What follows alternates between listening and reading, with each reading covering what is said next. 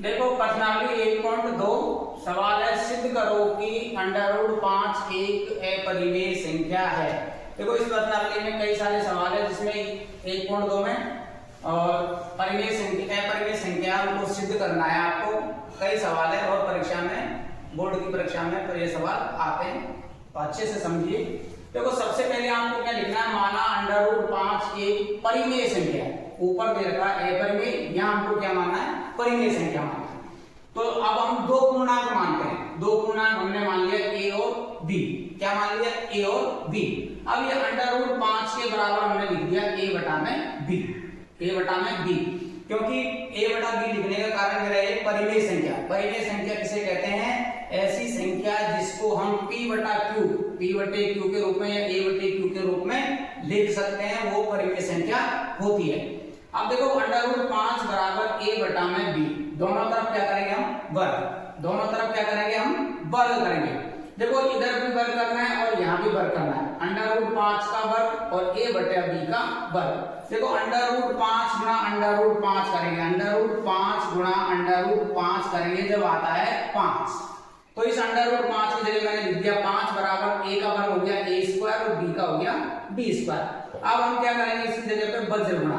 देखो 5 को और b² को गुणा करेंगे जब 5b², a को और a² को गुणा करेंगे जब a², यानी कि हमने मान लिया समीकरण नंबर 1, यानी 5b² बराबर a², यानी 5a² को विभाजित करेगा।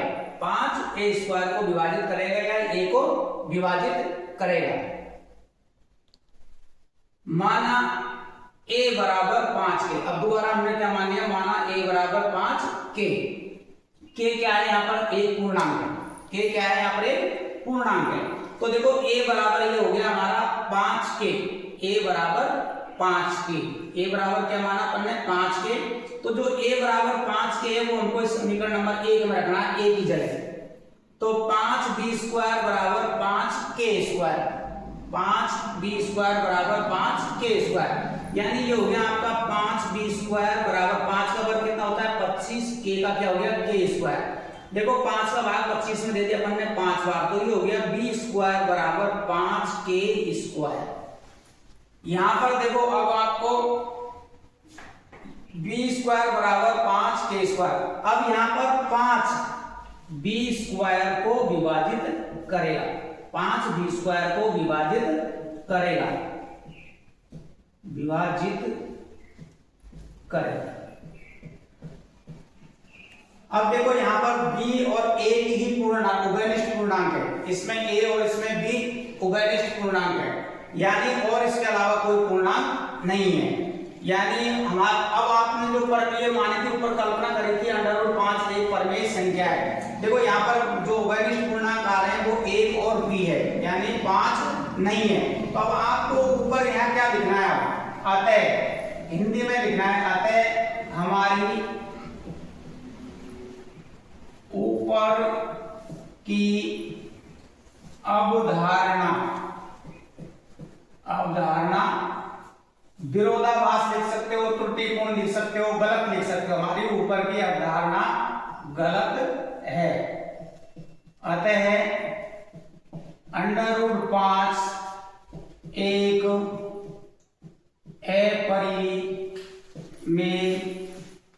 संख्या है।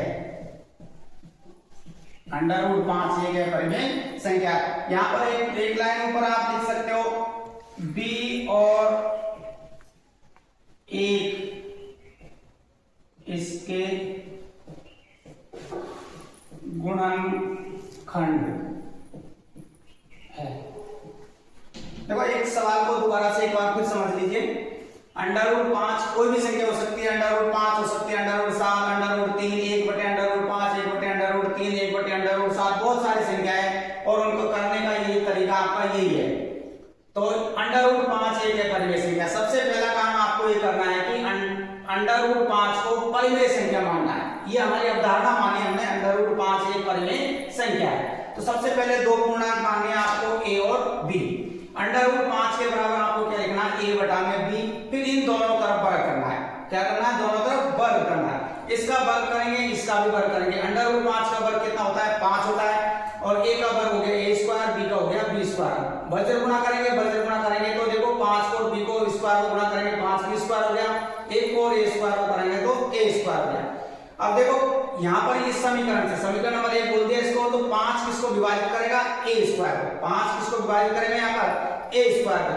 अब हमने मान लिया a बराबर 5 k क्या है यहाँ पर एक पूर्णांक है, 5 क्या है k क्या है यहाँ पूर्णांक, तो a बराबर 5 के समीकरण 1 में रख दिया, इस a की जगह पर मैंने ये 5 के मान रख दिया, तो 5b स्क्वायर बराबर हो गया 5k स्क्वायर, 5b स्क्वायर का 5b स्क्वायर, 5 का वर्ग होता है 25, k का k स्क्वायर, इस 5 का भाग 25 ले दिया कितनी बार 5 बार, तो ये हो गया b स्क्वायर बराबर 5k स्क्वायर। अब देखो ये इसको समीकरण 2 मान लो, इसको समीकरण नंबर 2 मान लेते हैं, तो यानी कि यहाँ 5 किसको विभाजित करेगा b स्क्वायर को, 5 किसको विभाजित करेगा b स्क्वायर को।